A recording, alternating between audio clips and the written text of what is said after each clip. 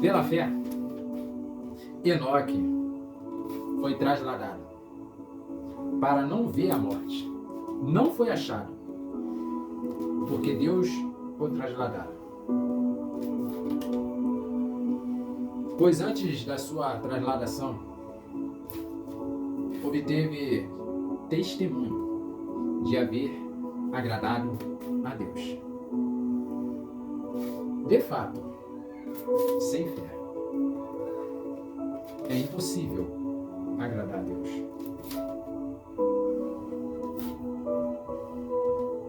A nossa fé, ela tem que agradar a Deus, não só para que venhamos ter uma cura. A nossa fé não tem que agradar a Deus para buscar recursos financeiros para pagar nossas dívidas e manter a nossa casa. A nossa fé, ela não pode somente agradar a Deus para poder fazer o impossível e o sobrenatural acontecer. A nossa fé tem que agradar a Deus ao ponto de nós não vermos a morte. Porque a Bíblia diz, em Romanos capítulo 6, versículo 23, o salário do pecado é a morte. E Enoque, pela fé, foi trasladado para não ver a morte. A nossa fé tem que chegar a esse ponto de agradar a Deus para que nós não venhamos ver a morte. Então a nossa fé não pode agradar a Deus, somente a Deus, para ver a cura do nosso corpo, para ver o sobrenatural acontecer, o impossível acontecer, a provisão vir. A nossa fé não pode somente agradar a Deus nisso. A nossa fé tem que agradar a Deus ao ponto de nós não pecarmos, de nós não transgredirmos, de nós não cometermos iniquidade. De fato, sem fé, é impossível agradar a Deus. Se a tua fé só agrada a Deus a um certo ponto e não agradar a Deus para não cometer pecado, se a tua fé não agrada a Deus ao ponto dele ver temor no teu coração, se a tua fé não agrada a Deus ao ponto dele falar assim, ele não comete pecado, ele não vive em pecado, então você não tem fé. Porque Enoque andou com Deus, agradou a Deus. Enoque não foi trasladado porque ele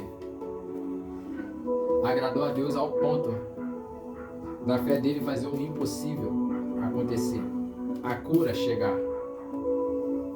A fé de Enoque agradou a Deus a fazer a Deus sumir com ele da terra.